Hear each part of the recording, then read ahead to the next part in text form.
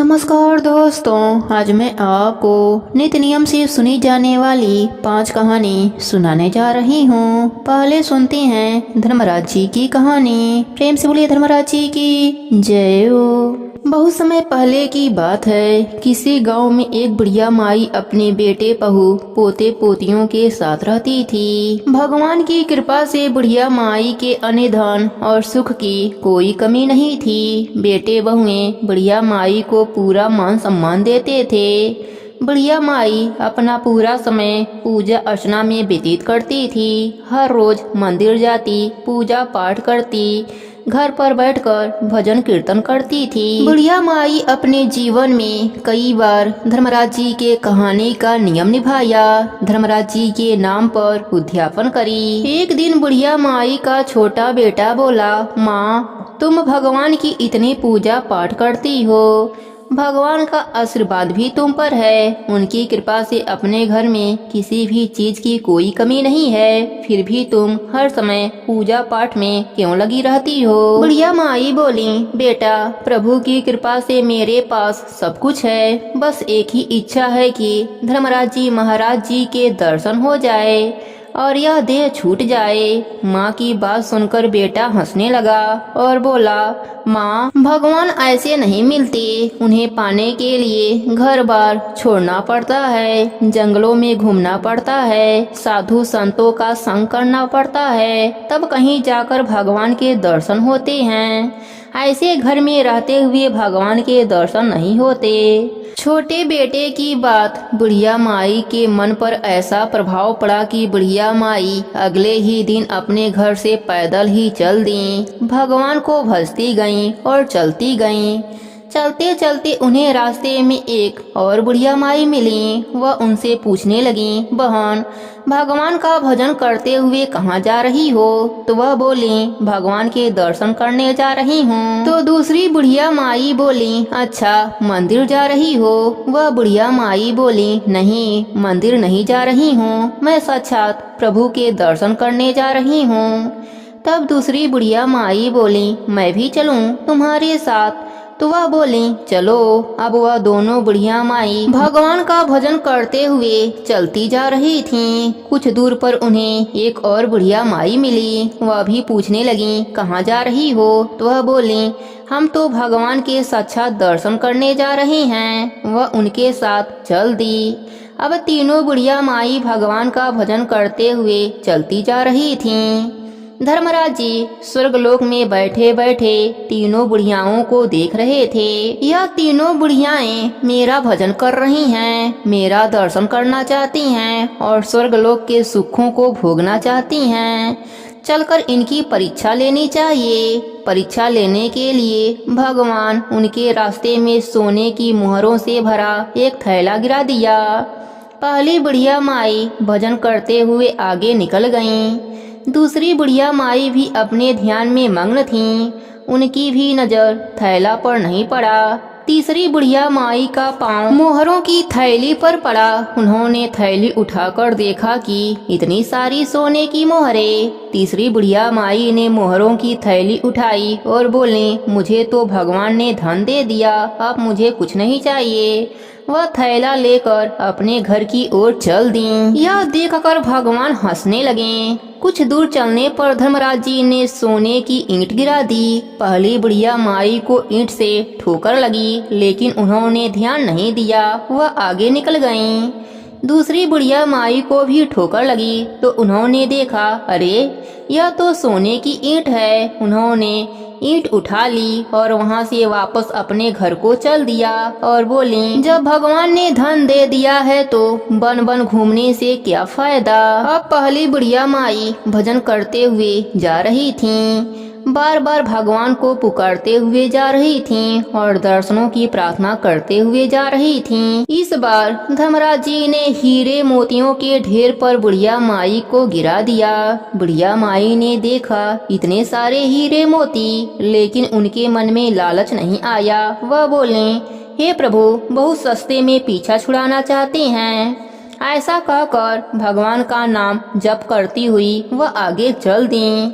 भगवान ने खूब आंधी तूफान चला दी, पानी बरसा दी, परंतु बुढ़िया माई अपने प्राण से टस से मस नहीं हुई। बेसुध हो गईं, लेकिन भगवान का भजन नहीं छोड़ा। तब धर्मराज जी ने बुढ़िया माई के सामने प्रकट हुए और बोले, बुढ़िया माई मांगो, तुम्हें क्या चाहिए। वह बोली, हे प्रभु, आखिरी इच्छा आपके दर्शनों की थी। आपने दर्शन देकर मेरा जीवन सफल कर दिया। ऐसा कहकर बुढ़िया माई भगवान के चरणों में गिर गई और वहीं पर उन्होंने प्राण त्याग दिया। स्वर्गलोक से एक सुंदर विमान उतरा और प्रभु के साथ बुढ़िया माई स्वर्गलोक को चली गईं। हे धर्मराज जी, जैसे आपने बुढ़िया माई पर अपनी कृपा करी, वैसे ही अपने सभी भक्तों पर करना। सबके नित्य नियम को पूर्ण करना। कहानी अधूरी हो तो पूरी करना, पूरी हो तो मान रखना। प्रेम से बोलिए धर्मराज जी की जय हो। एक गांव में एक बुढ़िया माई रहती थी। उनके 2 बेटे और 2 बहुएं थीं। बुढ़िया माई भगवान की भक्त थी, दान पुण्य की कार्य भी बहुत करती थी। बुढ़िया माई के जीवन में बस एक ही कमी थी, वह कभी मंदिर, सत्संग या तीर्थ स्नान के लिए नहीं जाती थी। एक बार गांव के मंदिर में सत्संग का आयोजन हुआ। उनके बेटे उनसे कहने लगे, माँ, सारा दिन घर में ही भगवान को याद करती हो, कभी मंदिर जाया करो। गांव के मंदिर में सत्संग हो रहा है, कभी तो सुन आया करो। बुढ़िया माई कहती हैं, हाँ बेटा, आज जाऊंगी। और ऐसा कहते कहते उसने सारे दिन पूरे कर दिए। सत्संग के आखिरी दिन बेटों ने कहा, माँ, आज तो कथा की समाप्ति है, आज तो कथा सुन आओ। बेटों की बात सुनकर बुढ़िया माई ने कहा, हाँ बेटा, आज जाती हूँ। और जाते जाते बुढ़िया माई ने इतनी देर कर दी कि अंतिम दिन की कथा भी समाप्त हो गई। जब बुढ़िया माई घर से निकली तो धर्मराज जी बूढ़े ब्राह्मण का भेष धरकर आए और पूछा, बुढ़िया माई, कहाँ जा रही हो। बुढ़िया माई ने कहा, सत्संग सुनने जा रही हूँ। ब्राह्मण भेषधारी भगवान बोले, अब वहाँ जाकर क्या करोगी, कथा तो समाप्त हो गई है। वह बोली, घर से निकली हूँ तो अब जरूर जाकर ही आऊंगी। भगवान फिर बोले, वहाँ जाकर क्या लाओगी। बुढ़िया माई बोली, कुछ नहीं मिला तो पंडाल में से ईंट ही उठा लाऊंगी। भगवान बोले, वहाँ से तो तू मिट्टी की ईंट लाएगी। ले, मैं तुझे सोने का ईंट देता हूँ, इसे अपने घर ले जा। बुढ़िया माई ने सोने की ईंट ले ली और घर की तरफ चल पड़ी। रास्ते में बुढ़िया माई सोचने लगी, यदि यह ईंट मैं घर ले जाऊंगी तो बहू बेटे आपस में लड़ेंगे, इसलिए मैं इसे घर के बाहर आंगन में ही दबा दूंगी। ऐसा सोचकर बुढ़िया माई ने वह सोने की ईंट घर के बाहर आंगन में दबा दिया। अब तो बुढ़िया माई ने ईंट दबा दिया, पर बुढ़िया माई का सारा ध्यान उस ईंट पर ही पड़ी रहती। खा लेती, पी लेती और जाकर उसी जगह पर बैठी रहती जहाँ पर ईंट दबाई थी। बेटे बहू पूछते हैं, माँ, आजकल तू सारा घर छोड़कर यहाँ क्यों बैठी रहती हो। तो बुढ़िया माई कहती हैं, बेटा, वैसे ही बैठ जाती हूँ, आते जाते को देखती हूँ। और ऐसे ही थोड़ा समय बीता और बुढ़िया माई मर गईं। धर्मराज जी के दूत बुढ़िया माई को लेकर धर्मराज जी के पास पहुँचे। सारी बात बताई और कहा, अब इसे किस योनि में भेजें। धर्मराज जी ने बुढ़िया माई को कुतिया की योनि में डाल दिया। कुतिया बनकर भी वह उसी स्थान पर जाकर बैठ जाती जहाँ सोने की ईंट दबी थी। बुढ़िया माई के बेटे बहू सोचने लगे, पहले तो यहाँ माँ बैठी रहती थी, अब यह कुतिया, इसे यहाँ से भगाना पड़ेगा, नहीं तो किसी को भी काट लेगी। ऐसा कहकर एक बेटे ने कुतिया को जोर से डंडा मारा, जिसकी चोट वह सहन न कर सकी और मर गई। मरकर फिर धर्मराज जी के पास पहुँची। इस बार धर्मराज जी ने उसे सांप की योनि दे दी। सांप बनकर भी वह उसी सोने की ईंट वाले स्थान पर पहुंच गई और उस स्थान के आसपास फिर से रहने लगी। बेटों ने सांप को उस स्थान पर देखा तो फिर सोचने लगे, पहले माँ, फिर कुतिया और अब यह सांप किसी को डस लेगा। तब एक बेटे ने डंडा उठाया और सांप को मार दिया। मरकर वह फिर धर्मराज जी के पास पहुंच गई। उसे देख धर्मराज जी के दूत कहने लगे, महाराज, यह तो फिर से आ गई। इस बार धर्मराज जी ने उसे चीटी नगरी के रूप में वहीं स्थापित कर दिया जहां उसने सोने की ईंट दबाई थी। अब जब आंगन में चीटी नगरा हो गया तो उसके बेटे बहू बहुत परेशान हुए, क्योंकि सारा घर चींटियों से भर गया। ना वह भोजन बना पाते, ना ही खा पाते और ना ही सो पाते। दुखी होकर धर्मराज जी से प्रार्थना करने लगे कि यह क्या माजरा है। बूढ़े साधु का भेष बनाकर धर्मराज जी फिर से आए और आकर द्वार पर आवाज दी, साधु भूखा है, भोजन करा दो। बुढ़िया का बेटा बाहर आया और बोला, महाराज हम तो खुद ही भूखे बैठे हैं, हमारे घर में तो चीटी नगरे का वास हो गया है, ना हम भोजन बना पाते हैं ना सो पाते हैं, हम तो बहुत दुखी हैं, आप ही को ही रास्ता दिखाओ। तब साधु भेषधारी भगवान बोले, तुम कुदाल लाओ। तब कुदाल आया और उस स्थान को खोदा गया जहाँ पर सोने की ईंट दबी थी। ईंट निकालकर साधु भेषधारी भगवान ने ईंट के 2 टुकड़े किए और दोनों बेटों को एक एक टुकड़ा दे दिया और कहा, अब तुम अपने माँ के नाम से दान पुण्य करो, तब यह चीटी नगरा यहाँ से चला जाएगा। यह कहकर साधु भेषधारी भगवान चले गए। उनके जाने के बाद दोनों भाई इस बात को लेकर लड़ने लगे कि माँ के नाम का दान पुण्य तू कर, दूसरा कहता तू कर।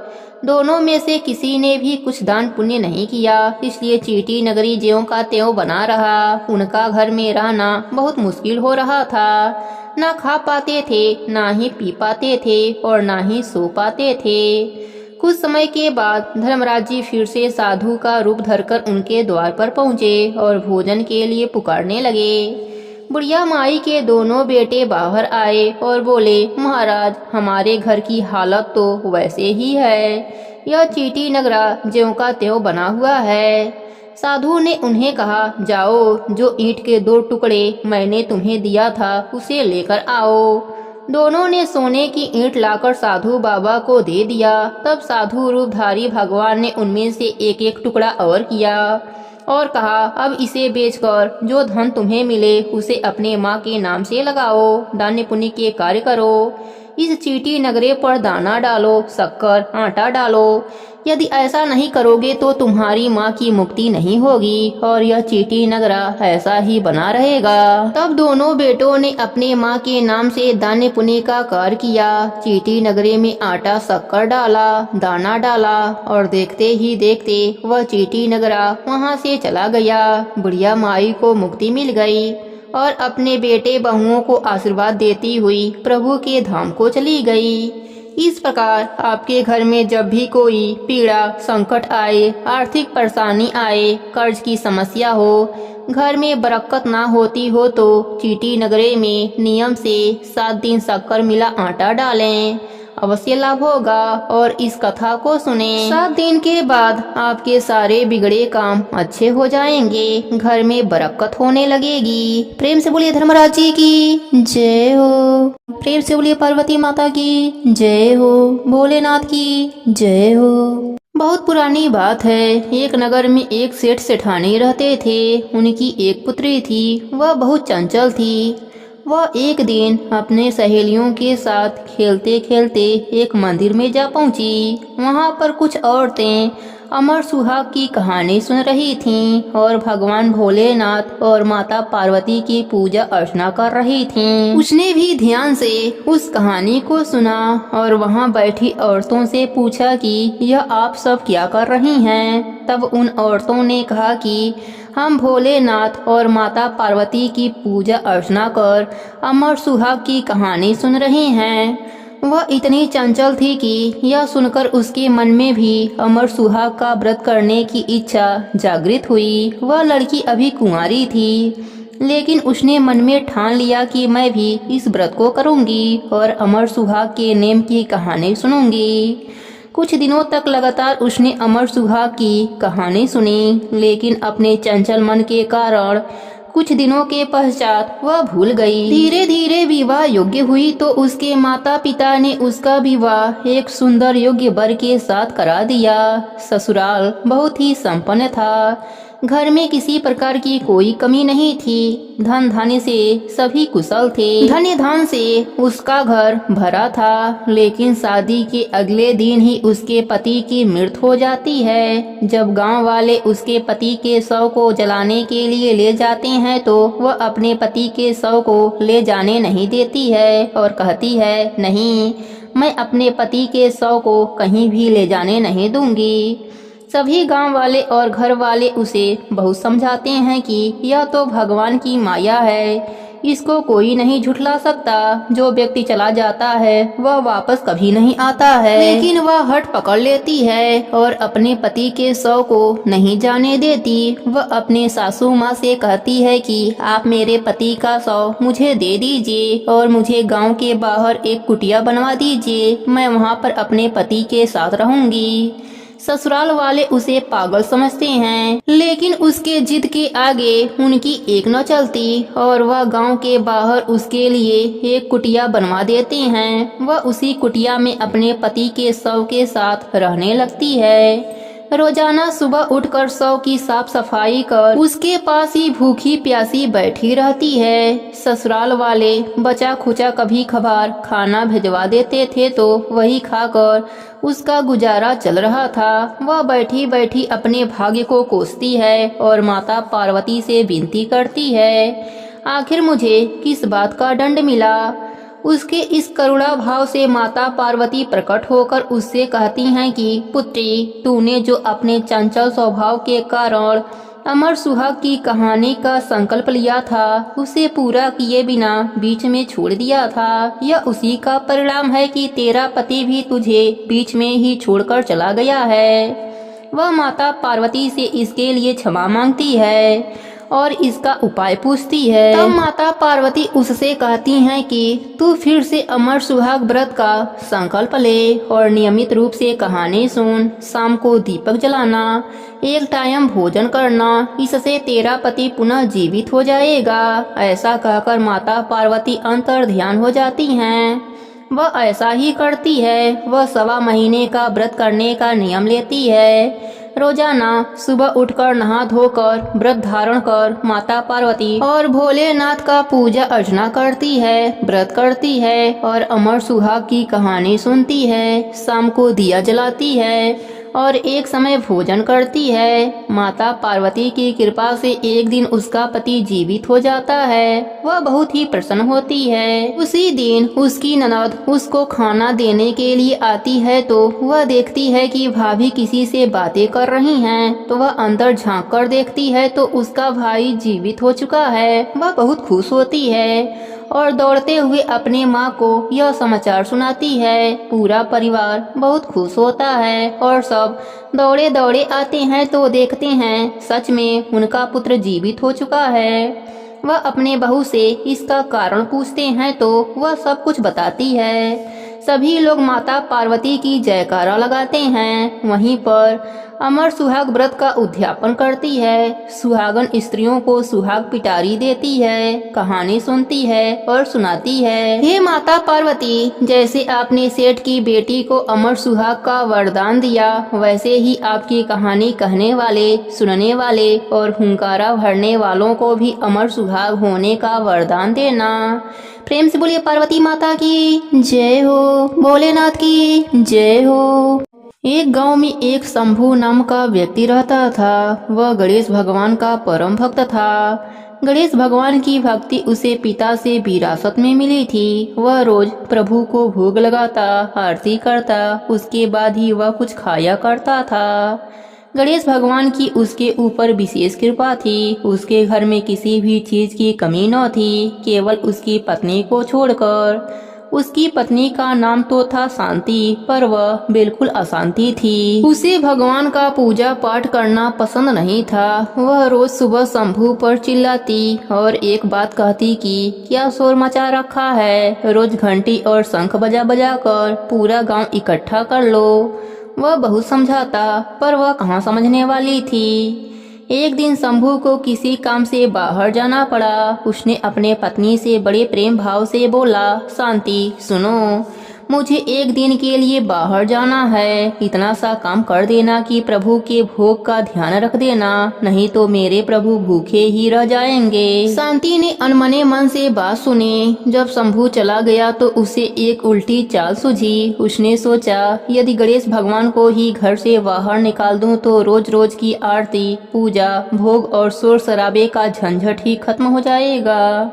उसने घर के पीछे जाकर एक गड्ढा करी, उसमें गणेश भगवान की मूर्ति को दबा दिया और घर में वापस आ गई। शंभू जब घर वापस आया, उसने मंदिर में गणेश भगवान को ना पाकर वह भागा भागा शांति के पास गया और कहने लगा, शांति, मेरे प्रभु कहाँ हैं? वह मंदिर में नहीं है। शांति अनजान बनकर बोली, मुझे तो पता ही नहीं, मैंने तो कल रात धूप आरती और भोग लगाकर पर्दा लगा दिया था।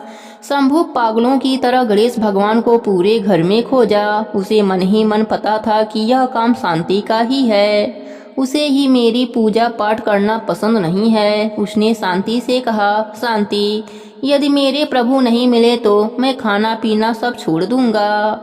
शांति को लगा, 1-2 दिन नाटक है, उसके बाद सब ठीक हो जाएगा।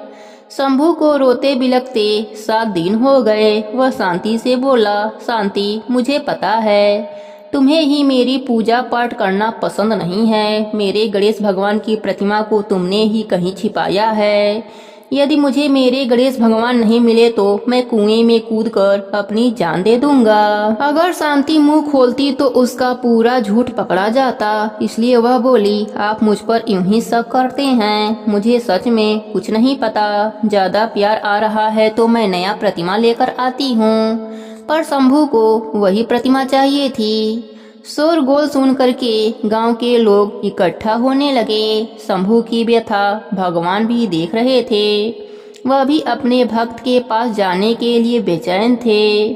उधर शंभू कुएं के ओर पर चढ़ गया। शांति भागी भागी गणेश भगवान की प्रतिमा गड्ढे से निकालने लगी, पर गड्ढे में गणेश भगवान की प्रतिमा थी ही नहीं, क्योंकि गणेश भगवान अपनी प्रतिमा स्वयं निकाल ली थी। गणेश भगवान बालक का रूप लेकर आए और अपनी प्रतिमा निकाल करके शंभू के पास पहुँचे और बोले, काका, यही प्रतिमा है, आप इसे ही ढूंढ रहे हैं क्या? शंभू ने पीछे मुड़कर देखा तो एक सुंदर बालक के हाथ में उसके गणेश भगवान थे। वह कुएं से नीचे उतरा, प्रभु को गले से लगाया, रोते रोते स्नान कराया और भगवान को मंदिर में स्थापित करी। वह बालक शांति की तरफ देखकर मुस्कुरा रहा था। शांति सोच में पड़ गई कि इस मूर्ति का पता इस बालक को कैसे चला। शंभू के साथ शांति भी अंदर चली गई। शंभू ने रोते रोते बड़े भक्ति भाव से गणेश भगवान को स्थापित किया, पूजा करी और उस बालक का खूब धन्यवाद दिया। बालक, जो कि स्वयं भगवान थे, वह बोले, काका, क्या भोग नहीं लगाओगे? शंभू भागा भागा गया और भोग लेकर आया। जैसे ही भोग लेकर आया तो उसने देखा बालक अदृश्य हो गया है और तेज प्रकाश गणेश भगवान के प्रतिमा से उदित हो रहा है। वह बालक का अदृश्य होना और तेज प्रकाश पुंज का आना शांति को अपने भूल का पश्चाताप होने लगा। वह दोनों समझ गए कि स्वयं गणेश भगवान जी अपनी प्रतिमा लेकर स्वयं स्थापित होने के लिए आए थे, मुझे दर्शन देने के लिए आए थे। दोनों भाव विभोर हो गए। उस रात भगवान ने उसे दर्शन दिया और कहा, मेरे साथ साथ शुभ लाभ, रिद्धि सिद्धि, सुख वैभव और लक्ष्मी जी सदा सदा तुम्हारे घर में वास करेंगी। दुखियों की सेवा कर। इस प्रकार से शंभू की भक्ति अमर हो गई। दोस्तों, इस कथा को जो भी श्रवण करता है, गणपति बप्पा की उस पर परम कृपा होती है और उसके घर में माता लक्ष्मी का वास हो जाता है। हे गणेश जी महाराज, जैसे आपने पति पत्नी पर अपनी कृपा करी, वैसे ही अपने सभी भक्तों पर करना। सबके व्रत को पूर्ण करना। कहानी अधूरी हो तो पूरी करना, पूरी हो तो मान रखना। प्रेम से बोले गणेश भगवान की जय हो, भोलेनाथ की जय हो, पार्वती माता की जय हो। एक समय की बात है, एक गांव में एक पति पत्नी रहते थे। उनके 2 बेटे और एक बेटी थी। बड़ा होने पर दोनों बेटों का विवाह हो गया। बड़ी वाली बहू बहुत घमंडी थी और अपने में ही मग्न रहती थी। सास ससुर का बिल्कुल भी सेवा नहीं करती थी। छोटी वाली बहू बहुत ही शांत स्वभाव की थी। सास ससुर का हमेशा सेवा करती थी। साथ ही सुबह उठती तुलसी सींचती और दीपक जलाती थी। उसका पति कुछ भी नहीं कमाता था, बड़ा वाला बेटा कमाता था और उसी के पैसों से घर का खर्चा चलता था। एक बार बड़ी बहू ने सोचा, ससुर जी भी बूढ़े हो गए हैं, देवर भी कुछ नहीं कमाता, मेरे पति ही अकेले कमाते हैं और पूरे घर का खर्चा चलाते हैं, तो मैं ऐसा क्यों करूं? मैं भी अपने पति की कमाई खर्च नहीं करने दूंगी। बड़ी बहू अपने सास ससुर से कहने लगी, मैं अलग रहना चाहती हूँ, देवर जी भी नहीं कमाते और आप भी बूढ़े हो गए हैं, मेरे पति की कमाई से ही पूरे घर का खर्चा चलता है, इसलिए मैं अलग रहना चाहती हूँ।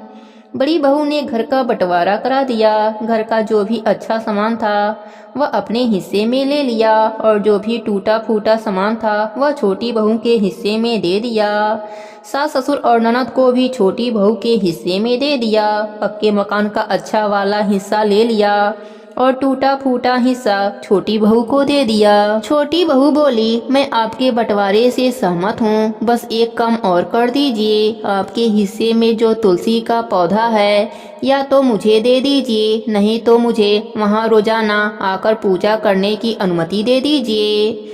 बड़ी बहू झिलमिलाती हुई गई और तुलसी का पौधा उखाड़ कर ले आई और छोटी बहू के हाथ में देती हुई बोली, यह ले, तुलसी का पौधा भी ले ले, वैसे भी मुझे फुर्सत कहाँ है पूजा पाठ करने की।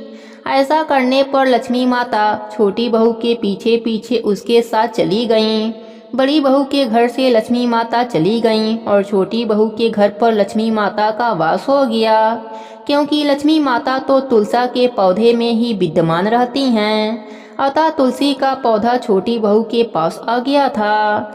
धीरे धीरे बड़ी बहू के घर में परेशानियां होने लगीं। उसके पति की नौकरी भी चली गई, लेकिन छोटी बहू के पति को अचानक ही एक नौकरी मिल गई। वह बहुत ही मन से राजा के वहां काम करने लगा। उससे प्रसन्न होकर राजा ने उसे रहने के लिए मकान और खेती करने के लिए 100 बीघा जमीन दे दिया। रात दूना दिन चौगुना तरक्की करने लगा और जेठानी के यहाँ कंगाली होने लगी। उसके पति की नौकरी भी चली गई और वह बीमार रहने लगा। हाल यह हुआ कि बड़ी बहू को दूसरे के वहां काम करके अपना गुजारा करना पड़ता था और छोटी बहू ठाठ से रहने लगी। अपने सास ससुर की सेवा करती, सुबह शाम तुलसी माता की पूजा करती, दीपक जलाती और वहीं बैठकर कथा कहानी सुनती थी। इस प्रकार तुलसी माता की कृपा से छोटी बहू धरती लोक पर सुखों को भोगा और मरने के बाद वैकुंठ लोक का वास मिला। हे तुलसी माता, जैसे आपने छोटी बहू पर अपनी कृपा करी, वैसे ही अपने सभी भक्तों पर करना। सबके व्रत को पूर्ण करना, कहानी अधूरी हो तो पूरी करना, पूरी हो तो मान रखना। प्रेम से बोलिए तुलसी माता की जय हो, विष्णु भगवान की जय हो।